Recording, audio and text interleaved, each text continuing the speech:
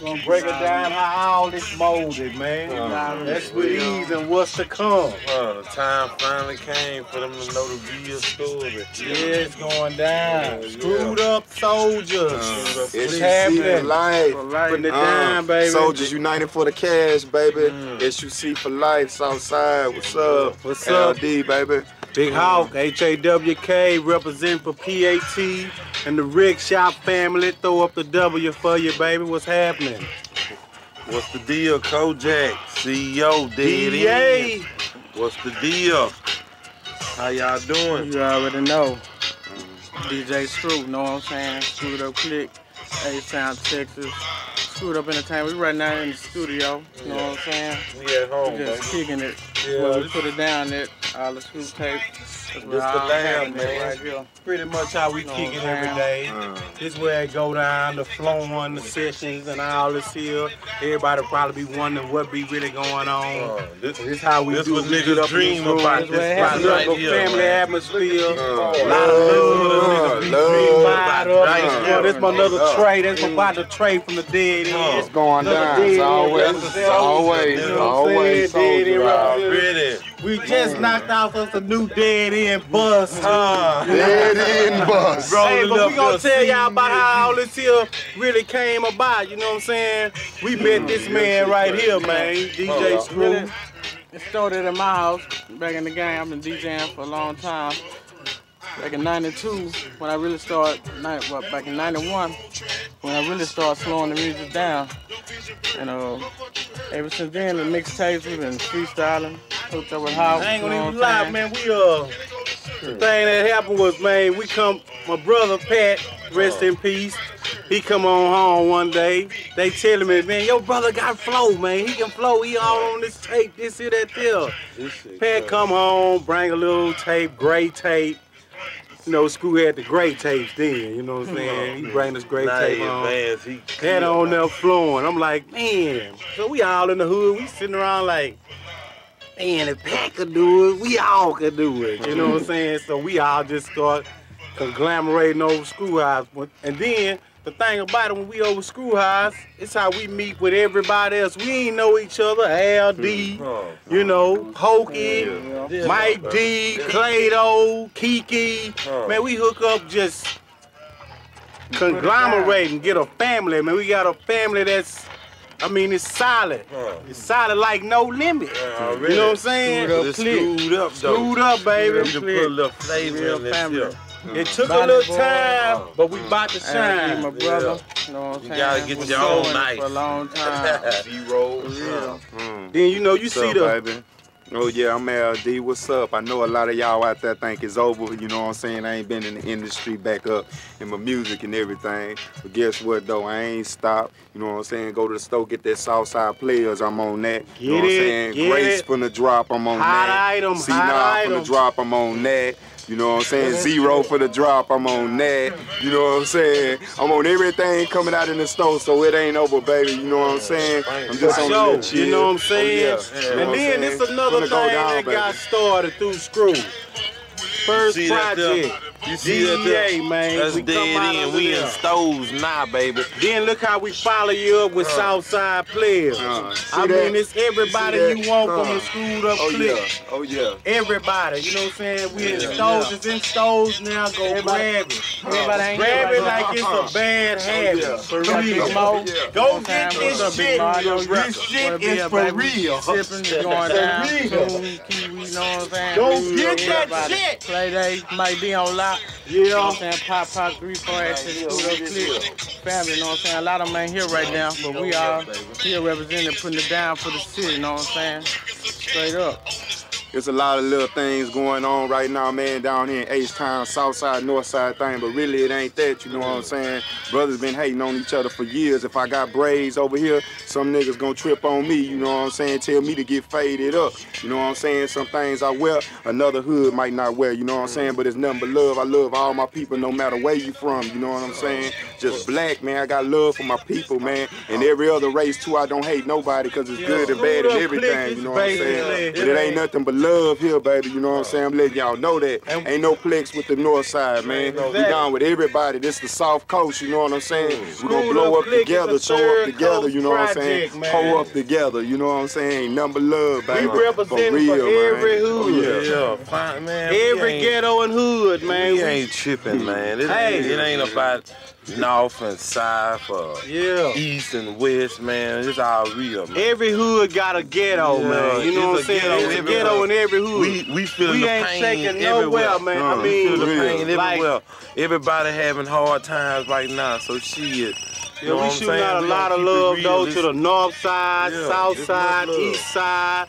Ain't no difference of race, whether you're black, white, Asian, whatever. We want you to love our music. We need y'all. We need fans. You know what I'm saying? There ain't no clicks. It's all about taking care of your family, you know what I'm saying?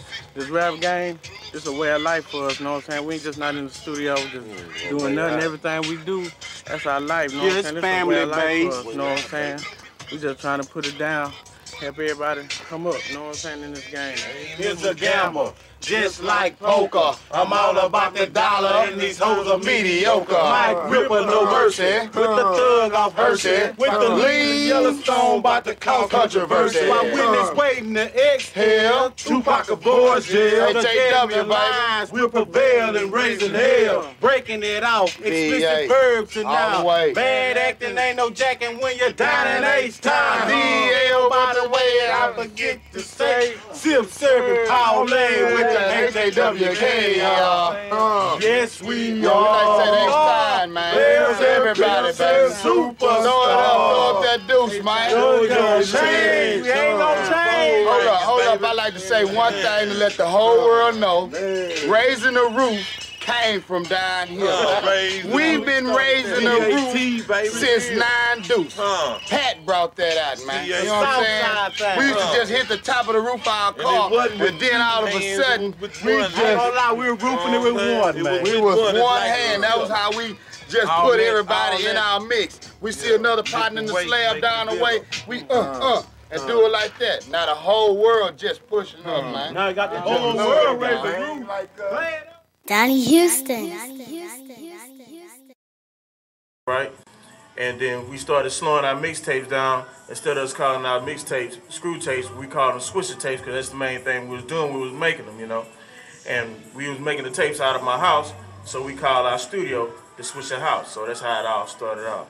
If you're talking about something that everybody's interested in, then everybody's going to grab onto it. So I think that's the main reason why everybody started getting hot on the tapes, because they were just saying what they feel, and a lot of people can relate to it.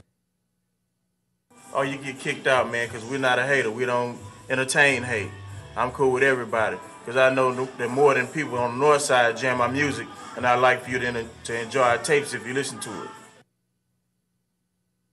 Back in the game, you know, everybody knew Watts in the hood, you know what I'm saying? Back over the Alpha Homestead, Watts was putting it down with 97 down the box, and we also knew that, you know, Watts was mixing it up on the taping thing, you know what I'm saying? So we used to just all try to get over there, you know what I'm saying? Get them in there and let us try to do our little thing, you know what I'm saying? And Watts, you know, show love is what it was all about, you know what I'm saying? He showed love to a bunch of them. That's why we got so much love for Watts, you know what I'm saying? Let us get in there, do our thing, you know what I'm saying? We got a little street fame. You know, that's really all it takes is a little street fame, you know what I'm saying? Get it started and you go on.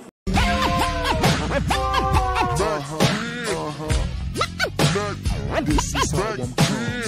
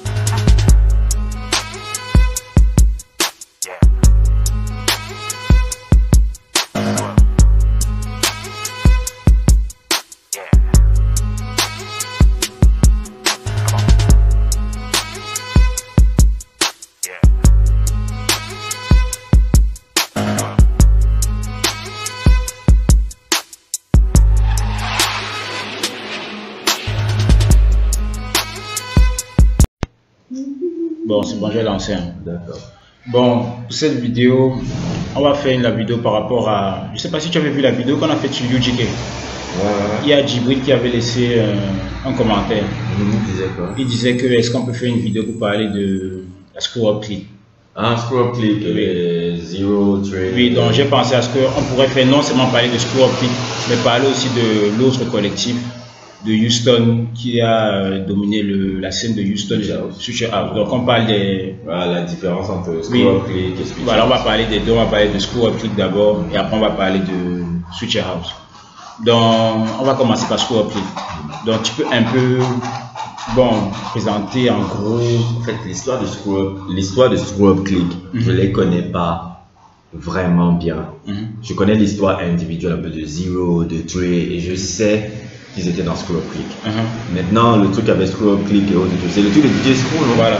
C'est le crew de DJ Screw. DJ Screw, c'est... Tu vois, explique un peu qui est DJ Screw globalement. DJ Screw, globalement, c'est un peu le pionnier un peu de... C'est un DJ de Houston et autres et tout.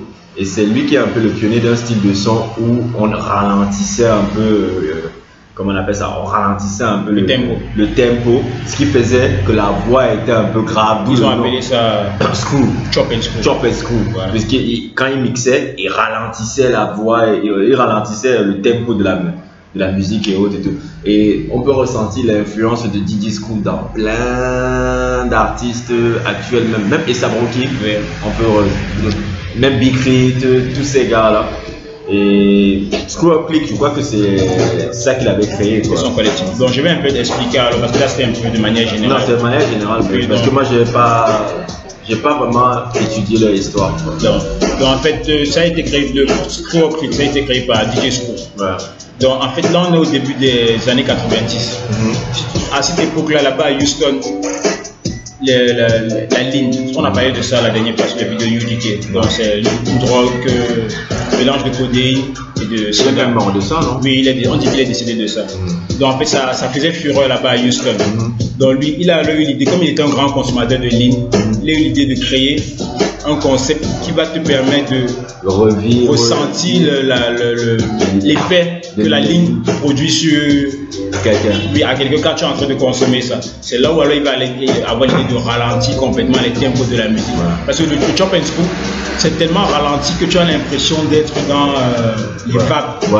Tu vois, c'était en fait, c'est produit le même effet que la ligne produisait en fait. C'est comme ça qu'il va avoir l'idée de créer Chop and Screw. Donc maintenant quand il va commencer à créer ce style, il va commencer à faire des mixtapes. Donc reprendre beaucoup des chansons connues et il fait un Chop and Screw dessus. Et donc ça ralentissait complètement les tempos de la chanson. Les mixtapes vont avoir beaucoup de succès là-bas à Houston. C'est au sud, ça c'est au sud de Houston. Switcher House c'est le contraire, c'est au nord. Donc Screw Up c'était surtout les gars qui étaient au sud de Houston. Donc ce qui va se passer c'est que maintenant les mixtapes vont tellement avoir de succès que il va appeler les rappeurs locaux. C'est eux qui vont participer à chaque fois à faire des freestyles dans les mixtapes là. Donc maintenant, à cette époque-là, les mixtapes ça se vendait 50 000 exemplaires, totalement indépendant, donc il n'y avait pas de circuit de distribution major et tout. Il dit qu'à l'époque là, dans sa maison, tellement les gens voulaient se procurer ces mixtapes qu'il y avait des fils jusqu'en route. C'est-à-dire c'était la queue jusqu'à au-dessus de la maison de DJ Screw, à tel point qu'à un moment donné, il a dû changer de maison pour avoir une plus grande maison. Tout le monde venait là-bas pour se procurer, soit pour venir faire les freestyles, soit pour se procurer les mixtapes. C'était comme un rendez-vous hebdomadaire, c'était le vendredi. C'était comme un peu à un moment donné, Scott Storch était un peu dans l'industrie. Oui, mais ça c'était avec des stars. Mais je veux voir un peu l'idée que tout le monde venait, on voyait une ligne de personnes. Voilà, c'était juste en route. C'était que le vendredi, on savait qu'on se retrouve chez DJ Screw, parce qu'il y aura les freestyles, on va acheter au freestyle, on va se procurer des mixtapes. Donc c'était ça le rendez-vous. Les gens, et même des gens de l'industrie, venaient commencer déjà à se rapprocher. Par exemple, Master P, avant qu'il ne devienne Master P, le Moku, machin là, il avait fait un tour aussi à Houston chez DJ Screw. Mais DJ Screw ne l'a même pas reçu tellement il était occupé. Donc ils ne sont même pas parlé. Mais après il va expliquer qu'il est venu le voir, mais ils ne sont pas parlé. Donc maintenant je vais un peu te parler de quelques rappeurs qui ont fait un peu la Screw Up. Donc là-bas, pendant les freestyles là, il y a certains rappeurs qui commençaient à se démarquer. Donc dans les mixtapes, il y avait beaucoup de rappeurs que le public commençait à réclamer en fait. C'est comme ça que ceux qu'on réclamait beaucoup, c'est eux qui vont former de la Screw Up Clique. Donc on va commencer par parler de non, je veux qu'on finisse par ceux qui sont un peu plus connus. Pour commencer avec ceux qui sont. Moi je ne vois plus encore. Hein. De Lil Kiki par exemple. Lil Kiki, oui. Oui, Lil Kiki, lui c'est l'un de ceux qui est le. Attends, je peux te poser un peu. L'album Southside de Lil Kiki, c'est avant. C'est après tout ça là. C'est après Screw Up Clique. Oui, c'est après la période des mixtapes. Ça c'est au moment où vous avez déjà eu des contrats avec des labels indépendants pour faire des albums. Mais au départ, c'était juste des rappeurs qui venaient faire des freestyles. Parce que quand moi je voyais Lil Kiki, je me disais, est-ce que c'était pas la même période? Non, tout ça c'est bien après. Au départ, c'était juste des rappeurs, des jeunes qui s'intéressaient au hip-hop et venaient faire des freestyles. Sans forcément avoir l'idée qu'on va faire une carrière ou on va faire. Donc c'est après que tout ça est arrivé. Donc Lil Kiki alors lui c'est l'un de ceux qui est le plus connu parmi tous les membres de la Screw Up. Il avait même plus. C'est l'un des premiers, non? A sorti des albums. Des albums, je pense. C'est l'un des premiers. Je crois son premier album, c'était Don't Mess With Texas. Ouais, Don't Mess With Texas. Ça, c'est un album qui est considéré là-bas comme oui. Donc, c'est l'un de ceux qui est. Lui, il dit que ça s'est vendu à plus d'1 million d'exemplaires en indépendant. Bon, on ne peut pas tracer les ventes parce que c'est en indépendant. Mais c'est sûr que dans le temps, peut-être c'est vrai que ça s'est vendu à 1 million. Ça s'est pas vendu à 1 million d'exemplaires au moment de sa sortie. Mais sûrement au fil des années. Parce que c'est culte. C'est un album culte des classiques. Qui revient, que les gens reviennent toujours un peu. Donc lui, il a commencé d'abord à Screw Up. Et il y a plein de termes, de mots. Des slangs que. Slang, c'est le mot. Comment on traduit slang en français? Argot. D'argot. Ouais. Voilà, il y a plein d'argots que Lil Kiki utilisait, qui sont revenus après quand le Sud va avoir en 2005-2004 là. Par exemple, Drip Top. Drip Top. I'm draped up and dripped out, know what I'm talking about. 3 in the morning, getting the gat out the stash. Draped up and dripped out, know how about. Draped up and dripped out, know how draped up and dripped out, know how. C'est un sample de Lil Kiki. Oui. C'est ça qui rappelle même Lil Kiki et tout dans le son. Il y a encore un autre, Paul Wall, City Sideways. C'est un sample de Lil Kiki. Sitting sideways, boys in the days. On a Sunday night, I might bring me some sideways, boys in the days. On a Sunday night, I might bring me some C'est dans l'album, hein, je pense que c'est dans l'album Don't Mess With Texas. Oui, c'est dans l'album Don't Mess With Texas.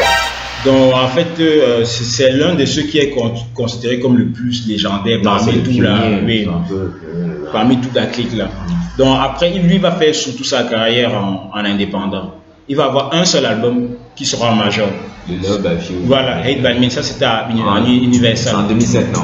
2007, oui. Ça devait sortir en 2004, je crois, mais ça a été repoussé à maintes reprises. Et après, c'est le seul album de Lil Kiki qui soit sorti en major. Ouais. Donc lui, toute sa carrière c'est en indépendant, toutes ses ventes d'albums. Il a eu une carrière uniquement en indépendant, à part juste la petite parenthèse de Don't Mess With Texas. Donc là on était sur Lil Kiki. Donc on peut parler de qui encore d'autres. Il y avait un autre rappeur. Il y avait les frères Fat Pat et Big O. Eux ils sont décédés à présent. Les deux sont décédés, ils ont été assassinés. Il y avait le premier album de Fat Pat là, qui est génial là. J'ai oublié le titre. Là où il a avec le chapeau de Mob là. Oui, je vois. On sent l'influence un peu. Là, on sent l'influence un peu aussi G-Funk un peu dans le type de l'album de Fat Pat là. Donc en fait Fat Pat lui, pendant la période des mixtapes là, c'était le rappeur le plus apprécié de la bande. Lui, il avait une vision claire. Il savait qu'il allait faire une carrière. Les autres, eux, ils faisaient ça comme un passe-temps, mais lui, c'était lui qui avait une vision claire de ce qu'il voulait faire. Il savait qu'il était apprécié du public, il était celui qui était le plus apprécié du public. Donc il savait qu'il allait faire une carrière, faire des albums. Donc lui, il avait une direction déjà claire dès le départ par rapport aux autres. C'est pour ça qu'après, ses albums sont beaucoup plus avec un son un peu plus commercial. C'est pour ça qu'il y avait le côté G-Funk et autres et tout là. Parce que quand j'ai écouté ça, j'ai été fasciné. Wow, moi je m'attendais à ce que ça soit Crew, comme je m'attendais à ce que ça soit comme Lil Kiki dans Mess du Texas. Mais j'ai vu, merde, c'est complètement G-Funk. Oui, il avait beaucoup, c'est pour ça que ton son était beaucoup plus commercial que le son de That Game David Coast, c'est pas. C'est That Game David Coast ou bien je sais plus. L'album là, il est génial. Donc, et son petit frère Biko, lui c'est Fat Pat qui a commencé à traîner avec les membres du crew Score Clip. Et quand il rentrait à la maison, il ramenait les mixtapes qu'il faisait là-bas dans la Score Clip. Et son petit frère disait, mais moi aussi je peux faire ce que tu es en train de faire là. C'est comme ça qu'il va alors ramener Biko dans la Score Clip. Alors. Bon, je ne vais pas te détailler les albums de tout un chacun parce qu'on a beaucoup de choses à parler. Donc, il faut aussi parler des steps d'affaires. Voilà, donc on ne va pas pouvoir parler de tout le monde. Donc après Fat Pat et Biko, il y a aussi un autre rappeur, ESG. Ah ouais. Ah, ça se dit ESG en anglais. Donc lui en fait il venait de la Nouvelle-Orléans, la base. Il est né, il a grandi à la Nouvelle-Orléans. Après il s'est déplacé vers Houston. Donc lui, si tu te souviens le son de Drake et Lil Wayne, Hell Yeah Fucking Right. Hell Yeah Fucking Right. C'est un sample de ESG.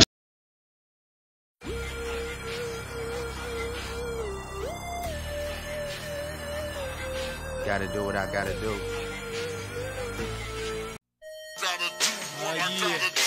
We in this bitch, really though. That non-Trey getting fucked up, dank out the whole 9 yards. And I gotta do this shit right here. Drake est un fan, non, c'est un fan de Houston monumental. C'est pour ça que même là-bas, il a un très grand respect de Drake et autres et tout, parce qu'on sait qu'il connaît et autres et tout, et il faut le dire. C'est un mec de Houston qui le. Ah oui, je ne veux pas faire ce lien là. C'est un mec de Houston qui le décrit. Le fils de G Prince, qui est le fondateur de Rappel Lot. Donc, Drake a un amour. C'est pas pour rien que Ben B l'avait appelé dans son album le trilogy là. Le son et autres, Put It Down. À un moment donné, on pensait même qu'il allait avoir UG avec Drake et autres et tout et autres et tout. Non, Drake, non, on n'est pas obligé d'aimer la musique, mais il a une culture hip-hop bien le son de Houston, il est apprécié là-bas. Donc, c'est le son Hey Yeah Fucking Right, c'était un son samplé de ESG. Jusqu'à présent, il dit qu'il est content que Drake l'ait samplé parce qu'il continue à percevoir des royalties par rapport à ce son-là en fait. Et comme ils ont même, la plupart des artistes de Score Optic là, comme ils ont été samplés après par plusieurs autres artistes, ils continuent à recevoir des royalties alors. Donc là on était ce qui c'est ESG. Bon, je vais te parler un peu de. Il y avait un groupe qui était dans le Score qui est groupe. Il n'y avait pas un groupe de DJ Screw là. Quel groupe? Je sais pas, ils étaient bon, les rappeurs entre eux, par exemple Fat Pat Biko, après ils sortaient des albums aussi souvent en groupe, là, bien des trios. C'était en blanc, l'affiche est en blanc, je me souviens bien. C'est tellement nombreux que je ne peux pas, je peux pas retracer tout le monde. Ah, je peux pas. Oui, donc on peut parler de qui. Bon, je vais te parler de ça. Il y a eu après ça c'était la première mouture avec les Lil Kiki, USG. On n'a pas dit Fat Pat Biko. Il y a une deuxième mouture. Voilà, donc eux c'était la deuxième mouture, c'est au début des années 2000. Oui, donc eux, ils sont arrivés, c'était un peu les petits jeunes de la bande et on a essayé de les mettre. Voilà, on a essayé de les anciens les ont un peu pris sous leur aile pour un peu les montrer comment ça se passe. Donc on va commencer par Lil Flip. Donc Lil Flip, lui, je crois que c'est même lui qui a eu le plus de succès commercial de la Score. Parce que Lil Flip va d'abord commencer à Score parce que lui c'était l'un des meilleurs freestylers de la bande. DJ Screw lui l'avait surnommé King of Freestyle. Lil Flip. Donc il était tellement bon en freestyle que le public réclamait. Dès le début, il réclamait des albums de Lil Flip. Il va sortir un premier album en indépendant.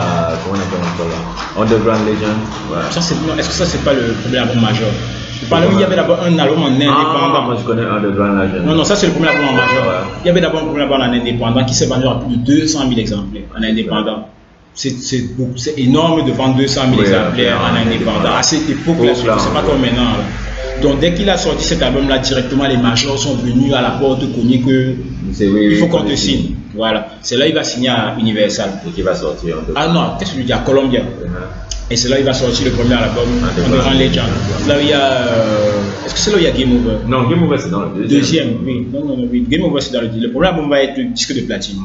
Et le deuxième album, ça a été double disque de platine. C'est là où il y a la chanson que tout le monde connaît là. Game Over.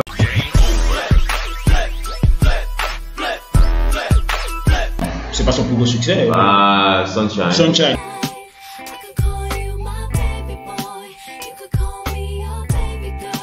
Voilà, ça c'était carrément deuxième au haut. Oui, mais c'était clairement, un truc commercial. Quand j'ai découvert, avant, je sais pas, j'avais commencé à découvrir c'est quoi Lil Flip et tu te rappelles, on battait tout ça. Moi, Lil Flip pendant les années, je crois. C'était Sunshine. Je vais mettre ça pour que les gens un peu essayent de visualiser c'était quoi. Et après, quand on est parti écouter, il y avait l'album, le premier album de Lil Flip qu'on suit, c'est I Need Mine. I Need Mine, ça c'est 2007. Mais le premier album, troisième. Oui, c'est le premier album qu'on écoute, tu vois. Après, j'ai dit, mais le son, c'est pas c'est quand il peut être torche and clean.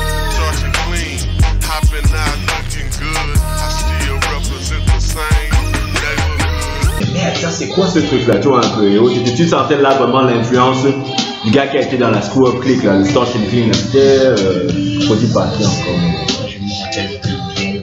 Donc en fait, dans lui, quand il a signé en Columbia, directement Columbia lui l'a mis dans la dit que tu vas faire des trucs mainstream, regarde ça c'est un son R&B sucré, on dirait Fabulous. C'est pas un son d'un membre de la Screw Up. C'est pas ça. C'était carrément deuxième au Hot 100. Donc l'album a été double disque de platine. Après ça, il va sortir en 2006. I Need Mine, c'est quelle année? 2007. Oui. Et I Need Mine ne va pas avoir de single à succès. L'album I Need Mine ne va pas marcher comme ses deux précédents albums. L'album est génial.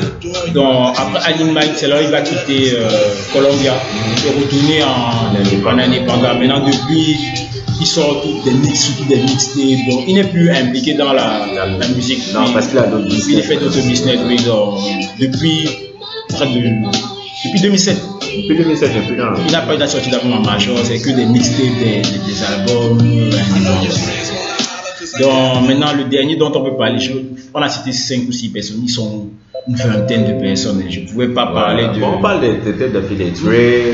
Oui, c'est de ceux dont je veux parler en fait. C'est pour ça que je voulais qu'on parle une fois des trucs, parce que je ne peux pas citer tout le monde. Donc je vais te parler de celui que je considère, toute génération confondue, de la Screw Up Kicker, comme l'artiste le plus intéressant. C'est Zero. Pour moi, c'est Zero, mon artiste préféré de toute la Screw Up qui confondue. Parce qu'en fait, Zero, comment expliquer ça aux gens? Donc lui, c'est le genre d'artiste que tu arrives à déceler une ambivalence dans son personnage en fait. Dans le côté même ghetto et le côté soulful qu'il a. Côté soulful, côté sombre. Donc c'est un peu comme des gens comme un peu Tupac. Tu vois, c'est un peu ce même personnage. Là, il est. On dirait deux faces. Voilà, tu n'arrives pas à savoir si il est soulful ou il est trop noir, il est trop sombre, ou bien il est trop gangsta. Voilà, tu vois.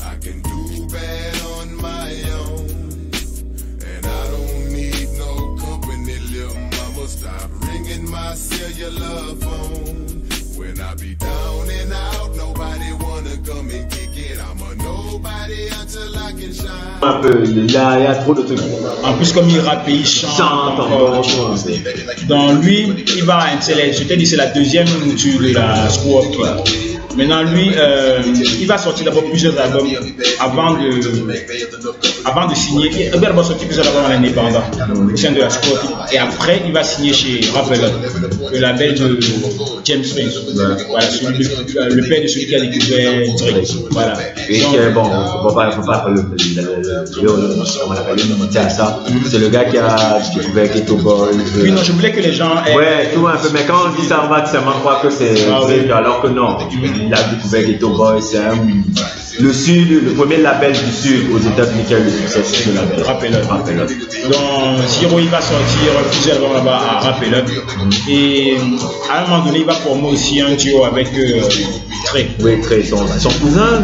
On a dit que ce sont ses cousins, je pense que c'est des trucs marketing. Et pour voir un peu comme on fait là-bas dans l'industrie. Donc le nom de l'œil, c'était ABN. Ouais. ABN. Ils vont sortir 2 albums en duo. Et après, ils vont avoir des divergences de. Non seulement des divergences, mais surtout personnelles.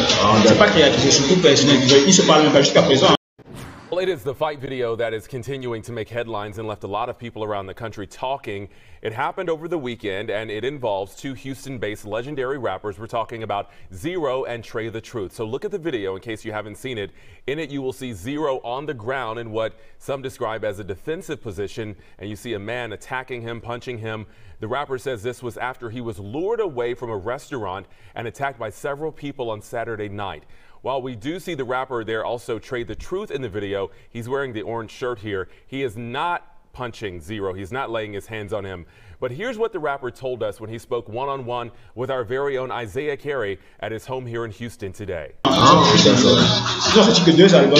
Qui ont été énormément appréciés par la critique. Comment ça s'appelait le deuxième? Moi, c'est le deuxième album pour le deuxième. C'était le titre. Là, il y avait Steve Throw, là. C'était SO Banana. Le titre, c'était pas SO Banana déjà. C'était pas. ABN. Je sais, c'est SO Banana. Je pense que l'album, c'était ça. Hein. Ah bon? Je pense que l'album, là où ils étaient à 2, comme ça, là. Bon, je sais pas les titres en tête, en fait. Mais le premier, j'avais pas suivi. Ils n'en ont sorti que 2. Et après, ils ont eu des divergences personnelles. Ah, le deuxième album, c'est un classique. Ça, c'était en 2008 que c'est sorti. C'était en 2008. M'arrêtez pas du tout. Donc ça pour moi c'est Z-Ro le personnage le plus. Il a quand même une discographie longue. Hein. Avant même, il a commencé à sortir à la fin des années 90, d'abord en indépendant. Nous on l'a connu à la période de. Non, oui, on l'a connu à la période. En fait, il a quoi? Il a 30 albums? Non, pas 30. Il en a quand même beaucoup. Je peux pas faire la discographie du gars là, c'est long. Oui, c'est vrai qu'il a beaucoup d'albums, mais c'est pas 30, on est sur 15, 13 maximum. Qu'est-ce que j'ai 13? Moi je pense que ça dépasse 15, hein, parce qu'il y avait une époque en 2010 il avait sorti carrément 3 projets là. Et au tout 4 projets là, il y avait cocaine, et après il y avait comment héroïne et autres et tout. Oh là là, il y avait trop de projets. Et les projets là étaient bons, hein, mais le truc avec la musique de Z-Ro, hein, c'est que si tu suis ça, c'est les gens qui sont dans un mood trop sombre. C'est-à-dire que c'est les gens, les fans de Z-Ro, c'est les mecs qui sont à une place dans leur vie où ils sont dépressifs, sombres et autres. Z-Ro et comme ils entendent quelqu'un qui raconte les mêmes vécus. C'est pour ça qu'ils sont directement touchés par sa musique. J'avais pu découvrir une interview il y a 2 ans de Z-Ro, même pas, il y a 6-7 mois, où il disait que c'était un peu un problème pour lui parce que lui, dans sa vie maintenant, il est passé un peu à autre chose, mais il est toujours obligé de ramener un peu cette musique sombre parce que son public, c'est ses gars. Tu vois, il n'arrive pas à montrer notre parce que lui il dit non, il est businessman, il est il n'est plus trop dans ce mood là, tu vois. Et maintenant c'est un problème pour lui un peu parce qu'il est toujours ramené, il faut qu'il se ramène dans le mindset qu'il était il y a dans le mindset qu'il était avant. Donc c'est ça, c'était ça en gros la score appliquée. Alors on a essayé de citer. Même Trey, tu parles pas. Bon, comme on a parlé de Trey en même temps que Z-Ro, c'est un peu la même. Oui, c'est un peu la même chose. Donc c'est ça en fait pour la score appliquée. Donc maintenant on va partir un peu au nord pour parler de Switch House. Donc Switch House en fait, eux ils étaient au nord de Houston. À un moment donné ils avaient même un bif avec la Screw Up Click. Ah bon? Oui, je vais t'expliquer pourquoi, qu'est-ce qui avait créé le bif. Donc ce qui s'est passé, Switch House a été créé par deux personnes. Ouais. C'était O.J. Ronci et Michael Watt. C'était 2 DJ. Ouais. Donc au départ ils vont d'abord commencer à faire des fêtes. Ouais. Des fêtes où ils invitaient j'ai même sauté. Ils ont d'abord commencé à reprendre le principe de Chop and Screw que DJ Screw avait créé. Ils ont repris ça au nord. C'est ça qui a créé le bif en fait. Parce que les gars du sud disaient que vous avez copié notre style. Donc c'est à partir de ce moment-là qu'il y a un bif entre le nord et le sud. Donc maintenant quand le sud, au nord, à Switch House, quand les mixtapes qui utilisaient aussi le Chop and Screw de DJ Screw vont avoir beaucoup de succès, c'est là ils vont commencer à faire des sortes de fêtes où ils invitent des rappeurs qui font des freestyles. Ouais. Donc c'est comme ça que le collectif Switch House va commencer à se former petit à petit. Ouais. Donc, je vais te parler, on va parler des principaux. C'est bon qu'on commence par Paul Wall et Chamillionaire. Non, je veux qu'on finisse plutôt par, parce que c'est eux qui sont les stars. Oui, les plus intéressants à parler. On va parler pour moi, celui que je considère comme le moins intéressant de ceux qui sont sortis de Switch House. Toi, tu vois qui est Mike Jones. Mike Jones est le moins intéressant. Mike Jones, c'est un bon businessman, un bon truc, mais artistiquement, mon frère. Mais bizarrement, c'est grâce à lui que le label a lancé. Oui. Donc, en fait, parce que c'est un bon business. Non, c'est pas par rapport à ça. C'est par rapport à CJP. Oui. C'est ça qui a lancé le label en fait. Je vais t'expliquer comme ça. En fait, ils ont commencé à sortir des mixtapes avec des freestyles de rappeurs qui disaient un peu le chop and swing. Maintenant, dans l'une des mixtapes, TTP faisait partie était une chanson d'une des mixtapes.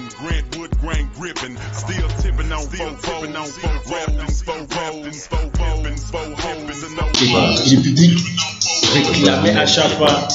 Ça a eu un énorme succès dans les mixtapes, le circuit des mixtapes là-bas. C'est grâce au succès de CTP que le Switch House a pu signer un deal de distribution avec Asylum Atlantic. Donc c'est la chanson CTP qui a permis de lancer le label Switch House en fait. Donc c'est grâce à Mike Jones que Switch House a eu le succès qu'ils ont eu à prendre. En fait, Mike Jones, lui, c'était plus un rappeur de gimmick. Tu vois, il y avait le gimmick. Il y avait le gimmick, là, il donnait son numéro de téléphone. 00130. Donc il y avait ce gimmick, il y avait encore le gimmick qui disait Woo. En fait, le gimmick de Woo, Mike Jones, là, en fait, il expliquait que quand il était jeune, quand il disait aux gens que je veux être rappeur, on lui demandait c'est quoi ton nom de rappeur, et il donnait son vrai nom, et les gens disaient Woo parce qu'on disait que c'est ton vrai nom en fait. Les gens ne pouvaient pas se faire à l'idée qu'il allait faire son vrai nom. C'est pour ça qu'on disait tout le temps Woo. Voilà, et c'est pour ça qu'il a repris ça comme une sorte de gimmick. Donc il va sortir son premier album, Mike Jones. C'était platine, non? La disque de platine. Parce que Bad Ben a eu le succès, Tiffin a eu le succès, donc ça a été disque de platine. Et après ça, après le succès du premier album, il a directement voulu enchaîner avec un deuxième album. C'était American Dream, je crois. Mais les singles ne prenaient pas. Je te rappelle à l'époque, c'était vers 2006, je crois. Ils ont sorti plusieurs singles qui ne prenaient pas et après l'album a été annulé. C'est sorti sous forme de EP. Et après, sa carrière a commencé à tomber. Il a sorti qu'un seul album disque de platine. Et après ça, il s'est plus maintenant concentré sur le côté business. C'est devenu maintenant un business phénoménal. Si tu remarques bien tous sont devenus des businessmen. Tous sont devenus des businessmen. En fait, je pense qu'il y a une mentalité là-bas à Houston, mais au sud même un peu quand on regarde un peu les gars de la version un peu sud, un peu de Los Angeles, Oakland. Ah oui, ça c'est la baie arrière. La baie arrière, c'est la même mentalité. Too Short, E40, tu vois, c'est des. McMoll, c'est des self. Parce que comme à ce moment-là, ils étaient un peu en marge de l'industrie, ils sont obligés de créer leur propre industrie. C'est ça qu'ils ont développé cet esprit entrepreneurial, cette période. Donc, en fait, c'est ça, en gros, c'est ça, Mike Jones. Après, on va parler aussi un peu de Slim Thug. En fait, ce qui est marrant avec Slim Thug, c'est qu'on pensait que c'était lui qui allait avoir le plus de succès. En plus, si tu vois, c'est lui qui a fait les featuring avec Beyoncé. Et avec Gwen Stefani.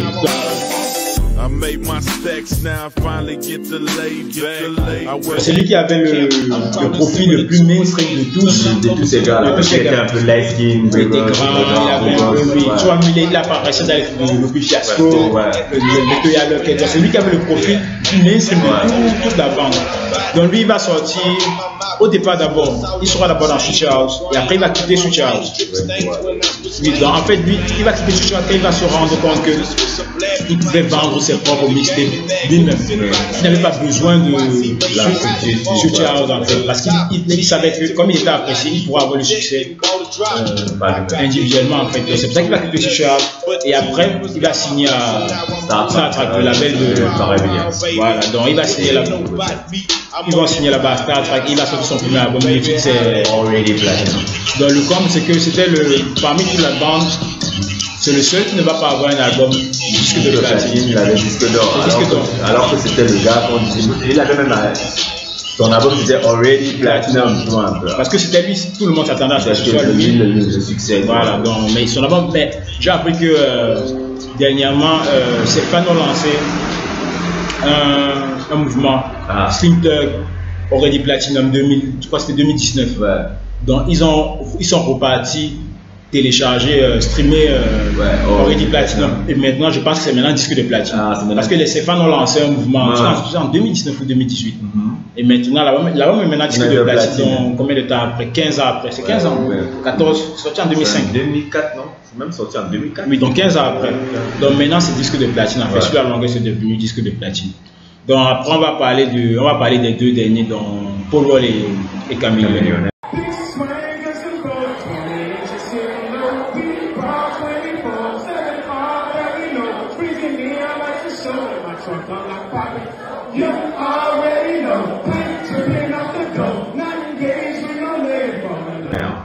Donc Paul Wall, tu connais un peu l'histoire? Paul Wall, je ne connais pas son histoire individuellement. Je sais que Paul Wall et Chameleone se sont rencontrés et ils ont formé un duo, je crois, et qu'ils ont sorti deux albums qui catch up. Big swangers and more than 20 inches hitting low. We ball 24/7, all that we know. Springs and neon lights are showing my trunk. Get your mind correct, les controversies seules. She wants me to give up the life of being a player and running the streets with my partners, but in exchange for plenty of. Mais ils ont eu des beats qui ont divisé, oui, parce que je crois que Chameleone partait de Switch House et ça a été vu comme une trahison. C'est un peu ça l'histoire. Oui, bon, je vais mieux expliquer ça. Donc en fait, Paul Wall et Chameleone, au départ, ils faisaient la promotion. Ils étaient chargés de faire la promotion de Switch House. C'était juste une équipe de promotion. C'était pas des rap, c'était pas des freestyles. Donc au départ, ils faisaient la promotion de Switch House à Houston. Et c'est là qu'ils vont se rencontrer à Switch House. Ils vont commencer à demander après des freestyles à Michael Watts. Donc quand ils vont commencer à faire des freestyles, ils vont se rendre compte qu'ils ont une alchimie. C'est là qu'ils vont décider de créer le duo Paul Wall et Chameleone. C'est Color Chain Clip. C'est le nom de leur duo, Color Chain Clip. Ils vont sortir d'abord une mixtape. C'est quoi Get Your Mind Correct. C'est que tu as expliqué tout à l'heure là. D'abord, on va se vendre à 250 000 exemplaires. Donc ils étaient, les ventes d'albums ont été énormes pour la belle indépendants. Mais maintenant, après des divergences artistiques, vont se créer entre Paul Wall et les Chameleone. Donc Chameleone va partir de son côté, quitter Switch House. Et Paul Wall lui va rester à Switch House. Il va sortir une dernière mixtape avec Switch House. Ils vont d'abord sortir la mixtape en duo, Controversy. Mais Chameleone, ils étaient déjà séparés quand la mixtape va sortir. Et après, Paul Wall va sortir une dernière mixtape. Quand il disait qu'à Houston il y avait des beats un peu, à un moment donné, il y avait Zero qui était un beat avec Lil Flip, je crois, et T.I. on peut mettre 3 versus un peu. C'était T.I. il y avait Zero aussi. Il y avait Zero aussi qui était dans le beat. Il y avait encore, comment il s'appelle, Paul Wall et Chameleone. Ils disaient, on a en train de se comporter comme les gars de New York qui nous poussent, alors que nous, ça a été toujours un peu l'union qui a fait qu'on en avance. Donc, et après, ils sont séparés. Alors, Paul Wall, quand Switch House va avoir les deals de distribution avec Asylum, Paul Wall va sortir son premier album, Cooper Chain. Ça va être, c'est le seul album de Switch House qui va être le premier. Ça va être le premier sur le Hot 200. Et ça va être le disque de platine. Parce que tous ont été disques de platine, sauf et après son deuxième album, il a sorti en 2007. Ça va avoir moins de succès que le premier. Voilà, ça aura moins de succès, ça sera même pas disque d'or. Et après le deuxième album, c'est là il va quitter le. Non, il va quitter Asylum. C'est là où Future va perdre son deal avec Asylum. Donc Paul Wall va continuer sa carrière en indépendant. Il va faire aussi un duo avec comment s'appelle Baker. Il va plus se diriger vers un public un peu plus rock. Ouais. Donc en fait, il a un peu. Est-ce qu'il est même blanc un peu loin? Ouais, c'est un blanc. C'est un blanc, ouais.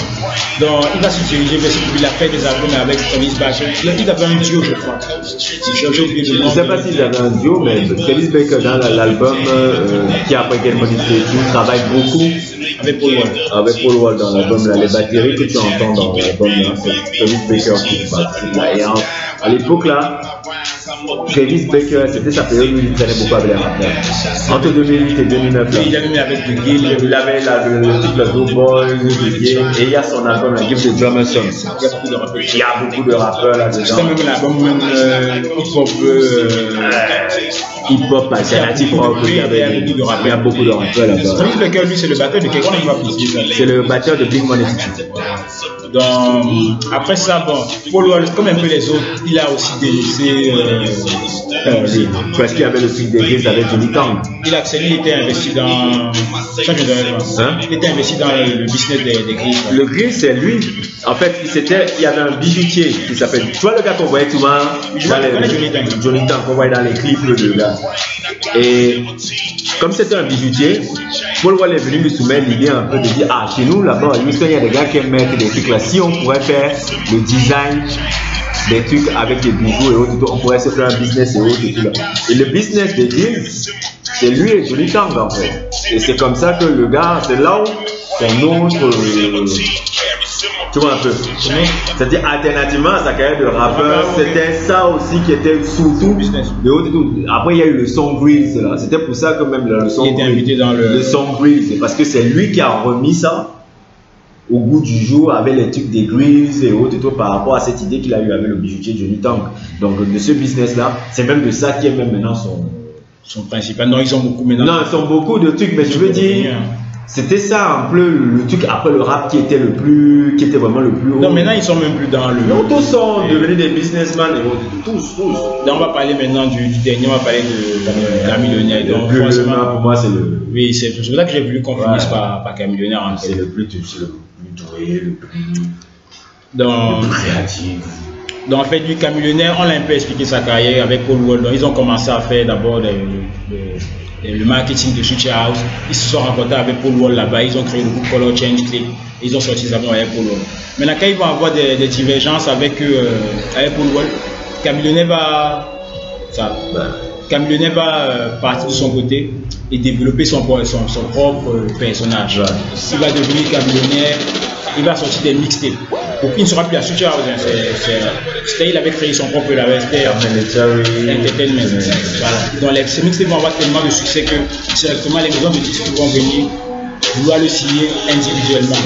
Donc il va signer à Universal. Ils vont commencer à travailler sur son premier album, Son of Revenge. Donc ça c'était en 2005. C'est sorti en 2005. Parce que nous on l'a suivi en 2006. Oui, mais c'est sorti en 2005. Donc l'album ça va se vendre à près de 2 millions d'exemplaires parce qu'il y a eu le single que tout le monde connaît là, Riding. C'était le premier au Hot 100. Donc c'était un énorme succès. Ça a eu un Grammy même de meilleure collaboration avec Crazy Boy.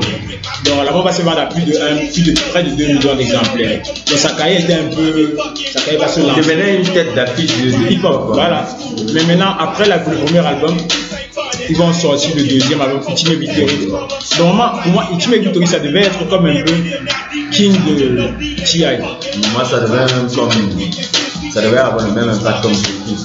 Non, je vais t'expliquer pourquoi T.I. C'est par rapport au fait aux artistes du Sud. J'assimile ça devait être comme Dakar de tout, ou bien King de T.I. C'est-à-dire les albums qui vont leur permettre de solidifier leur carrière et de prendre une toute autre dimension. C'était ça dans ma tête que je pensais que Ultimate Victory allait être en fait. Mais ça ne va pas. Ça va être un gros flop. En fait, c'est le pire flop d'un album qui est pour moi. C'est sorti en 2007. Oui, 2007 c'est sorti parce que ça a eu le flop par rapport à la bataille 50 Cent. C'est sorti le même jour. C'est sorti le même jour. Explique ça un peu mieux pour que les gens. Voilà ce qui se passait. À l'époque, en 2007, il y avait Kenny West et 50 Cent qui s'étaient lancés pseudo bataille, un duel marketing qui était un duel marketing pour pouvoir promouvoir l'album respectif. Et 50 Cent disait moi je vais vendre ça, c'était ça, moi je vais vendre plus que toi, et Kenny West disait autre et tout là. Et pendant ce temps aussi, Universal a posté, a dit la sortie de l'album pendant ce bip qui fait. C'est sorti le même jour. C'est sorti le même jour. Et c'était les médias, c'est-à-dire que les deux albums étaient concentrés seulement sur ces deux. Ouais, c'est de 50 Cent et autres et tout. Donc quand un millionnaire sort ça, on s'en fout, on se truc et autres et tout. Et pour moi, je dis, mais c'est le pire truc qui est arrivé à sa carrière de rappeur. Parce que mais à sa carrière de rappeur, parce que cet album là pour moi c'est un chef-d'œuvre. C'est un chef-d'œuvre. C'était tellement mal tombé. C'est vraiment le truc que l'album est tombé au mauvais moment. Il a sorti ça au mauvais moment, au mauvais timing et autres et tout. Et pour moi ça a enterré sa carrière de rappeur. Donc quand l'album va être un gros flop, il va commencer à avoir des embrouilles avec la major Universal. Il devait sortir un album après, c'était Poison, je crois, le titre. En 2010. Oui, 2010, mais les embrouilles étaient tellement fortes avec Universal, il y avait des divergences. Donc au final, il va perdre son contrat avec Universal. Il va quitter le circuit major pour retourner en indépendant et continuer son business à part. Et en même temps, il va se concentrer aussi sur plusieurs autres, il va diversifier ses activités. Au départ, il va d'abord entrer dans le circuit des tour bus. Les tour bus, oui. C'est là-bas qu'il va investir dans les bus de tournée, et ça va bien marcher pour lui. Donc quand ça va bien marcher, il va encore essayer de diversifier vers d'autres secteurs. Il est dans le multimédia. Après, il est dans le milieu de la technologie, high-tech. Donc pour les gens qui ne voient plus Camionnet depuis 10 ans, là, maintenant c'est plus un rappeur. C'est plus un rappeur, c'est tellement un homme d'affaires, et un homme d'affaires qui réussit bien même. Ne croyez pas que le gars il est là dans sa tête de dire oh ouais, non, parce que souvent les gens, ça aussi il faut dire, c'est pas parce que vous ne voyez plus un artiste souvent que forcément ça veut dire qu'il est au boulot. Il y a des fois quand même. Non, c'est souvent le cas, mais c'est pas tout le temps le cas. Mais tous les mecs là de Houston, là, de Switch Out, aucun de ces gars le galère. Ni Mike Jones, ni Powell, les autres, ils ont tous diversifié. La musique les a ouverts pour diversifier leur business et autres. Et c'est vraiment, c'est pour ça que c'est même bien de parler de cette histoire-là. Ça montre vraiment l'esprit d'entrepreneuriat de ces gars. Parce que vraiment, le Sud, il n'y a rien. Et pour pouvoir. Il n'y avait rien. Non, il n'y avait rien, mais je veux dire. C'est ça qui domine. Oui, c'est ça qui domine, mais je veux dire, mais il faut qu'on comprenne que là, il n'y avait rien. Il n'y a que dalle. Tu vois. Et les gars ont su créer quelque chose à partir de rien. Une industrie, tu vois, un truc alternatif. Et à partir de là, ils ont pu diversifier leur business sur plein de choses. Même les Zero, même les trucs. Oui, forcément. Hein. Même s'ils font. Mais Zero, lui, continue. La musique. Mais les gars, tu vois un peu. Quand je vois Slinton, je sais qu'il a. Je suis même souvent son podcast qu'il fait sur. Oui, le podcast qu'il fait. Il invite beaucoup des artistes de Houston. Il y avait. Dernièrement, il y avait Ben B, il y a souvent Kayla Kellyon. Ils ont plein de sources de revenus divers en fait. Ils ont diversifié complètement. Même j'ai vu Ben B, il a sorti un nouveau truc là de partenariat. Je crois que c'était sur une marque de boisson. Oui, tous sont diversifiés énormément leurs activités. Ils ont tous diversifié leurs activités. C'est des la musique est devenue comme. C'est un passe-temps maintenant pour eux. C'est pour ça que Slinton vous dit pourquoi Slinton, mon Dieu, sa tête n'est même plus. Tu vois un peu. N'est même plus concentrée. L'entrée là-bas et tout. Tu lui parles d'un passé lointain et tout là-bas.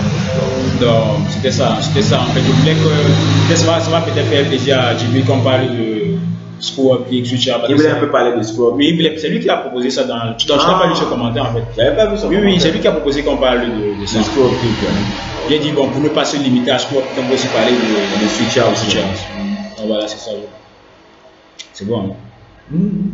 Merde, les gars.